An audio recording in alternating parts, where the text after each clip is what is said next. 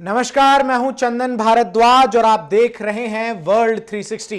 World 360 में आज हम आपके लिए लेकर आए हैं एफएटीएफ के ऊपर संपूर्ण विश्लेषण। क्या है यह संस्था एफएटीएफ, क्या है एफएटीएफ के उद्देश्य, कौन कौन से देश एफएटीएफ के मेंबर्स हैं और आखिर क्यों पाकिस्तान और एफएटीएफ की खबरें हमें सुनने को हमेशा मिलती है, और बताएंगे कि क्या कहा है पाकिस्तान के विदेश मंत्री ने एफएटीएफ के बारे में हाल ही में। आज हम आपको एफएटीएफ के बारे में वो सब कुछ बताएंगे जिसे जानने के बाद आप इस बात को समझ जाएंगे कि क्यों एफएटीएफ को लेकर हर बैठक से पहले पाकिस्तान की सांसें रुक जाती है, क्यों पाकिस्तान बार बार एफएटीएफ जो संस्था है उससे इस बात का अनुरोध करता रहता है कि उसे रियायतें दी जाए। कौन सी हैं वो रियायतें, ये भी हम आपको विस्तार से बताएंगे। लेकिन आइए आज सबसे पहले आपको ग्राफिक्स के माध्यम से समझाते हैं कि ये संस्था एफएटीएफ है क्या। आखिर एफएटीएफ जो संस्था जिसका हम जिक्र आज कर रहे हैं, इस संस्था का नाम क्या है, इस संस्था का फुल फॉर्म क्या है और आखिर इस संस्था के उद्देश्य क्या है। शुरुआत अगर सबसे पहले की जाए, एफएटीएफ के फुल फॉर्म है फाइनेंशियल एक्शन टास्क फोर्स। ये जो टास्क फोर्स है ये कई देशों की एक इंटर गवर्नमेंट ऑर्गेनाइजेशन है। इसकी स्थापना 1979 में हुई थी।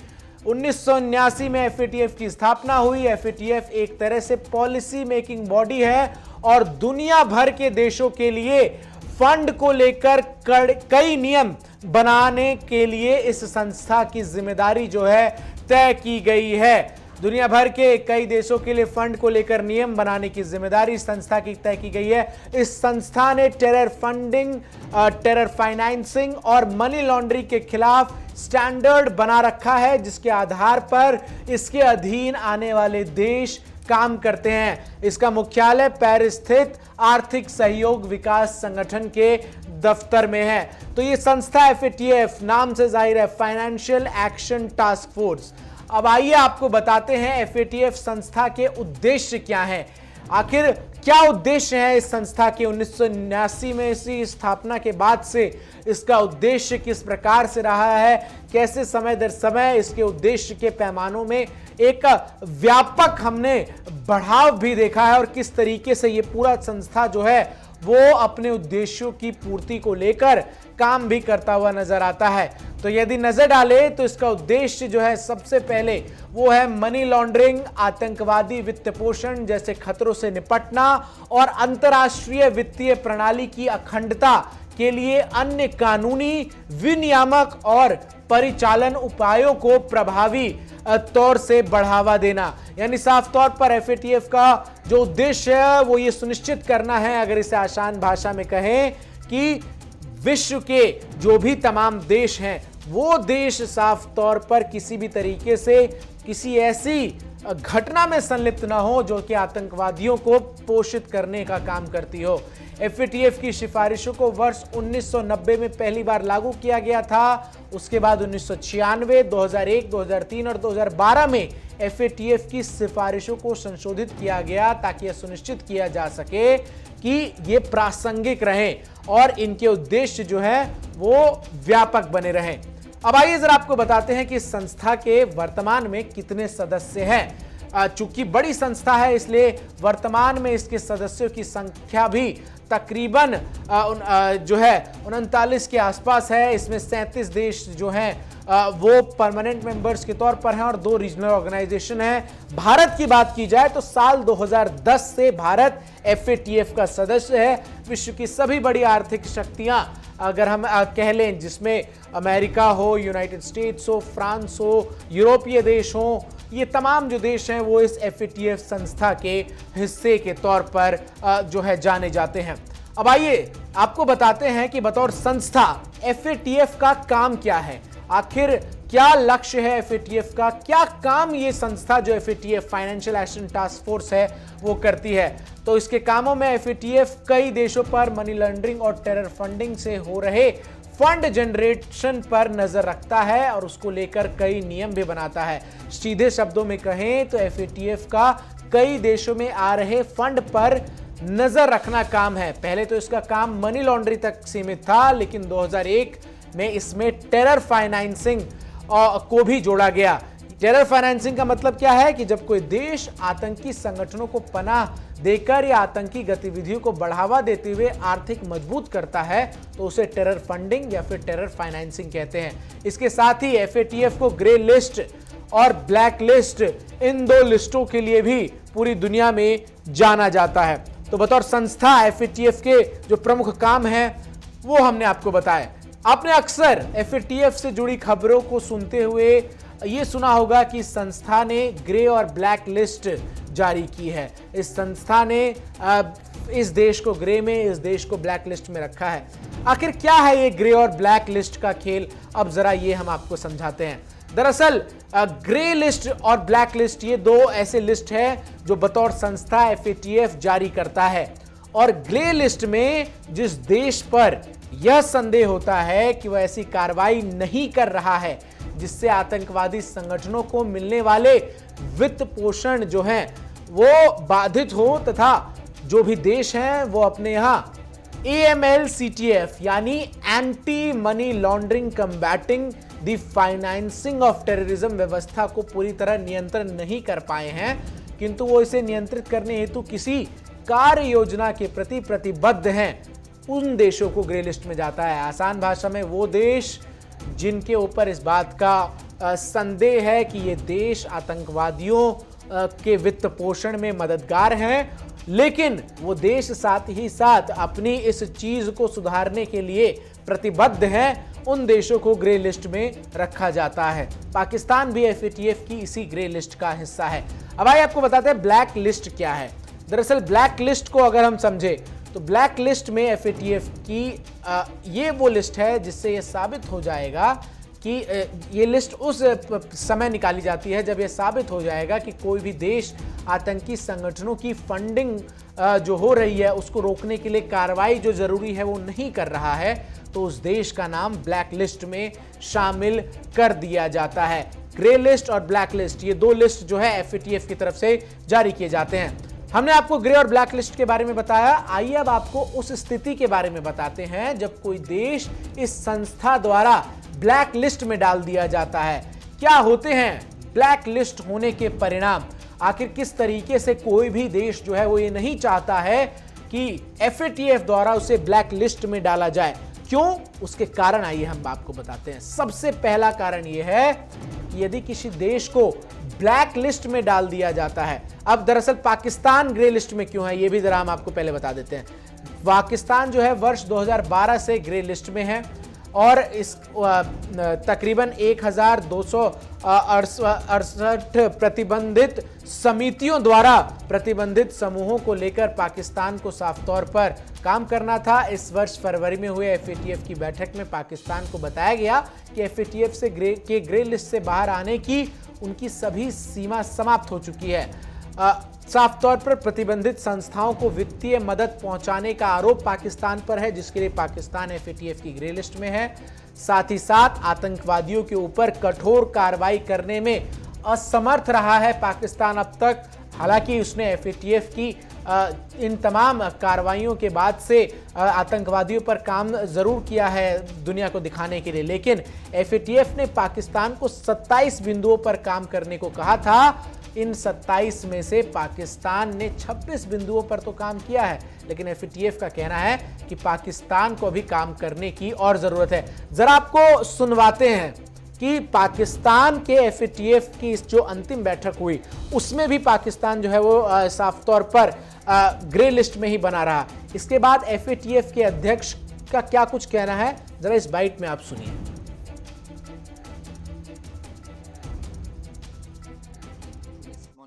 The Pakistani government has made substantial progress in making its counter-terrorist financing systems stronger and more effective.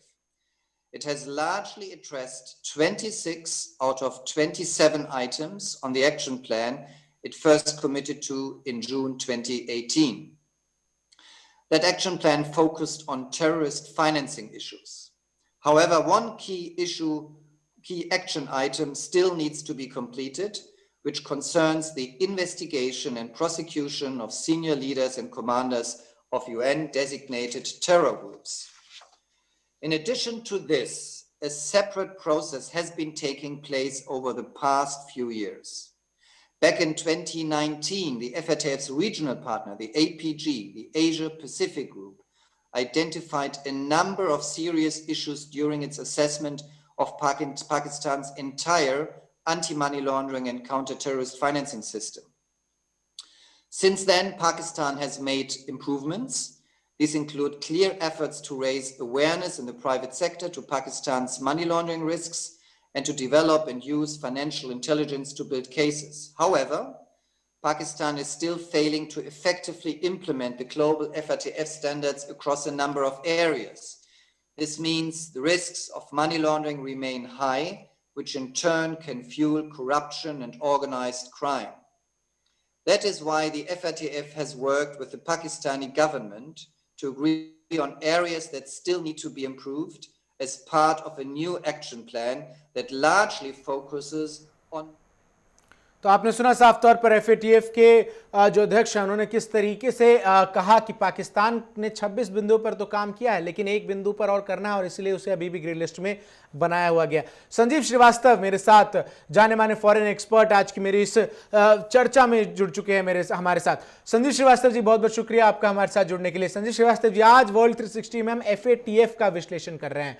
बतौर संस्था आज के समय में एफएटीएफ को कितना महत्वपूर्ण आप मानते हैं और किस तरीके से अन्य जो संस्थाएं हैं अंतर्राष्ट्रीय स्तर की उससे अगर तुलना की जाए तो एफएटीएफ थोड़ा ज्यादा इफेक्टिव आपको नजर आता है?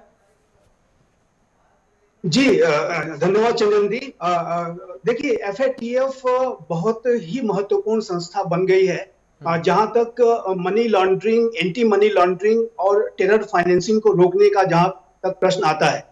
ये 1989 में इससे बनाया गया था और 39 इसके मेंबर्स हैं जिसमें कि 2 रीजनल ऑर्गेनाइजेशंस भी शामिल हैं। जाहिर है कि इसका जो हेडक्वार्टर पेरिस में है और ये लगातार विश्व के जो तमाम जगहों पे जो टेरर फाइनेंसिंग और मनी लॉन्ड्रिंग की जो एक्टिविटीज होती हैं उस पे बहुत ही कड़ी वॉच रखती है और इसके खिलाफ जो है एक्शन लेती है। और इसके जो एक्शंस होते हैं, इसके जो रिकमेंडेशंस होते हैं, वो तमाम विश्व के जो राष्ट्र हैं वो भी मानते हैं। जो अंतरराष्ट्रीय संस्थाएं जैसे IMF, world bank, Asian development bank और अन्य जो मनी लेंडिंग जो संस्थाएं हैं वो भी इसके रिकमेंडेशंस को बहुत गहराई के साथ लेती हैं। जितने भी क्रेडिट रेटिंग एजेंसीज हैं वो भी एफएटीएफ के जो रिकमेंडेशंस होते हैं उसको भी बहुत गहराई से लेती है। और यदि कोई राष्ट्र ग्रे लिस्ट में या ब्लैक लिस्ट में जाता है तो इन राष्ट्रों के और संस्थाओं के द्वारा जो लोन वगैरह देने की जो प्रक्रिया है, जो फाइनेंशियल ट्रांजैक्शंस हैं, उस पे जो है तरह तरह के रिस्ट्रिक्शंस लग जाते हैं। और यही कारण है कि आज पाकिस्तान इतना भारी दबाव में रहता है। जब से वो ग्रे लिस्ट में आया है, 2018 में वो फिर से ग्रे लिस्ट में आ गया। पहले वो 2012 में भी आया था, उसके बाद बीच में कुछ उसने सुधार किया था और बाहर आ गया था। लेकिन अब वर्तमान समय में वो लगातार ग्रे लिस्ट में बना हुआ है और आने वाले समय में उसके ऊपर ब्लैक लिस्टेड होने का भी खतरा है, क्योंकि पाकिस्तान ने अभी भी जो UN डेजिग्नेटेड टेररिस्ट हैं, हाफिज सईद और मसूद अजहर और अन्य जो UN डेजिग्नेटेड टेररिस्ट पाकिस्तान में हैं, उनके खिलाफ एक्शन लेकर के नहीं दिखाया है। लेकिन जैसा कि विरोधाभास संजीव श्रीवास्तव जी ये है कि अभी हमने वो बयान भी सुना है एफएटीएफ के अध्यक्ष का कि उन्होंने किस तरीके से पाकिस्तान की जो 27 डोजियर पॉइंटर्स हैं जिसको पूरा करने के लिए दिया गया है पाकिस्तान को, उसमें से 26 तो किसी तरीके से पाकिस्तान ने किया है। तो पाकिस्तान को इस बात की उम्मीद है कि अगली एफएटीएफ की बैठक में इस लिस्ट से बाहर निकल आएगा। चंदन जी, देखिए जो 27वां पॉइंट है वो बेहद महत्वपूर्ण है और उसमें पाकिस्तान को UN डेजिग्नेटेड जो टेररिस्ट पाकिस्तान के अंदर हैं उनके ऊपर कड़ा एक्शन लेकर के दिखाना है। उनके ऊपर इन्वेस्टिगेशन का कि क्या इन्वेस्टिगेशन की गई उसको दिखाना होगा और प्रोसिक्यूशन के जो क्या स्टेप्स लिए गए उसके ऊपर भी पाकिस्तान को डिमॉन्स्ट्रेबल एक्शन लेकर के दिखाना होगा। और एफएटीएफ का जो एशिया पैसिफिक का ग्रुप है वो भी पाकिस्तान के अंदर जो मनी लॉन्ड्रिंग की एक्टिविटीज हैं उसको लेकर के संतुष्ट नहीं है और एफएटीएफ ने अपनी जो ये प्रेस कॉन्फ्रेंस में पाकिस्तान के ऊपर 6 और पॉइंट दे दिए हैं कि इसके ऊपर भी पाकिस्तान एक्शन लेकर के दिखाए।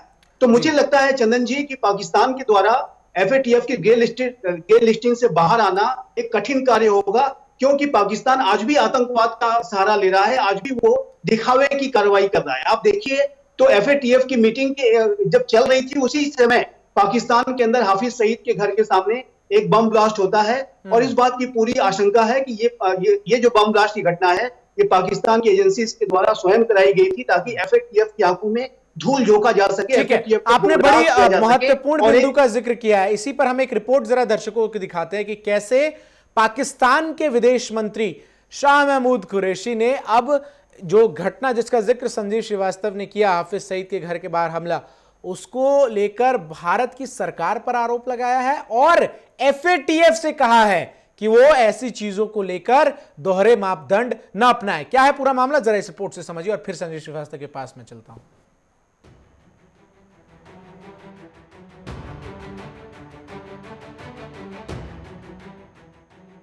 भारत के खिलाफ झूठ पर फाइनेंशियल एक्शन टास्क फोर्स के साथ नहीं देने पर पाकिस्तान के बड़बोले विदेश मंत्री शाह महमूद कुरैशी भड़क उठे हैं।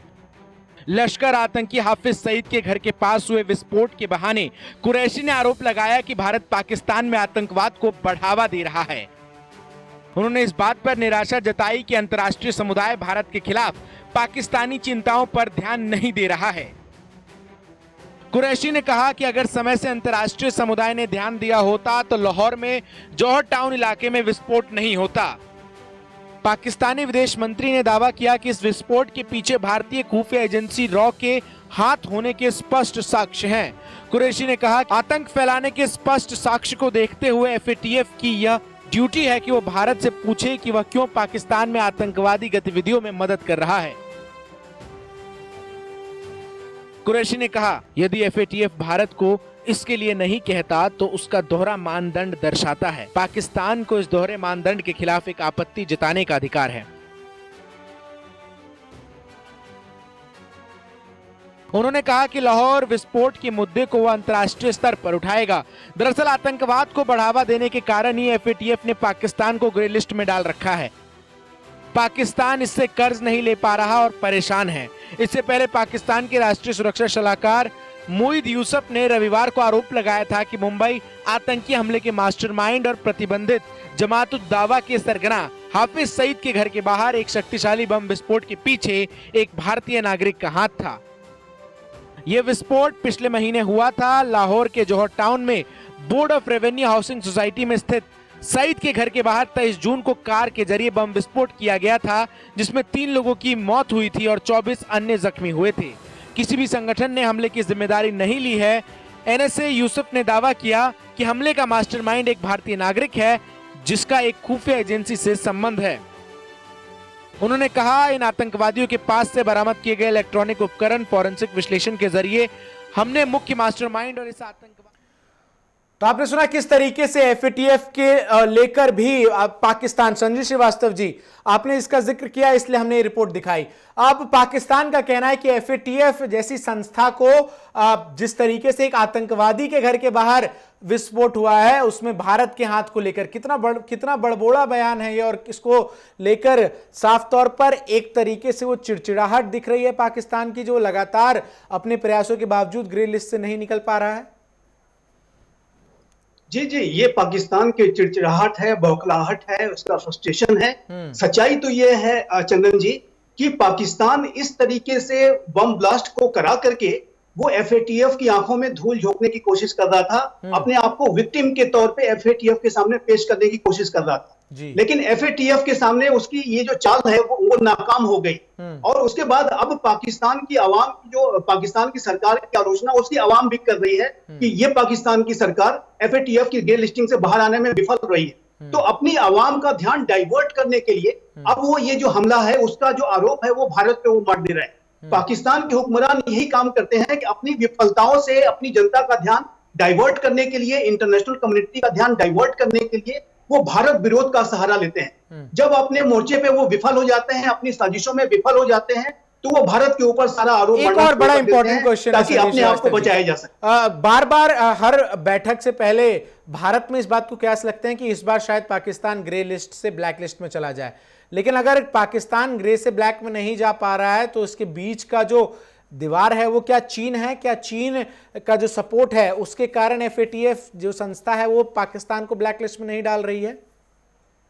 जी चंदन जी, ये बिल्कुल सच है कि पाकिस्तान को चाइना, टर्की, मलेशिया जैसे राष्ट्रों का जो सपोर्ट मिलता है, उसकी वजह से ही पाकिस्तान FATF की के फर्दर एक्शन से कहीं ना कहीं अपने आप को बचा ले जा रहा है। लेकिन चंदन जी, मैं यहाँ पे आपका ध्यान आकृष्ट कराना चाहूंगा कि मसूद अजहर के UN डेजिग्नेशन को लेकर के भी चाइना ने लगातार पाकिस्तान को डिफेंड करने का काम किया था। लेकिन एक स्थिति ऐसी आई कि चाइना को भी अपना जो ये डिफेंड करने का जो कार्य है उसको छोड़ना पड़ा और अंतर्राष्ट्रीय समुदाय के सामने चाइना को भी अपना सिर झुकाना पड़ा। ठीक है। तो पाकिस्तान को ये जो चाइना और मलेशिया, टर्की जैसे राष्ट्र बहुत लंबे समय तक नहीं बचा पाएंगे और पाकिस्तान की अगर ऐसे ही हरकत जारी रही तो वो दिन दूर नहीं कि वो ब्लैक लिस्टेड भी हो जाएगा। ठीक है, बहुत बहुत शुक्रिया संजय श्रीवास्तव जी आपका हमें समय देने के लिए। निश्चित तौर पर आज का विश्लेषण हमने आपको FATF के बारे में बताया, किस तरीके से इस संस्था के आने वाले समय में और जो महत्ता है वो बढ़ने वाली है, क्योंकि आतंकवाद, टेरर फंडिंग, टेरर फाइनेंसिंग और तमाम उन गतिविधियों को रोकने के लिए जो कि समाज के लिए खतरा है, ये संस्था बड़ी मजबूती से काम करता हुआ नजर आता है। बहरहाल आज के लिए मुझे दीजिए इजाजत, खबरों का सिलसिला लगातार जारी है।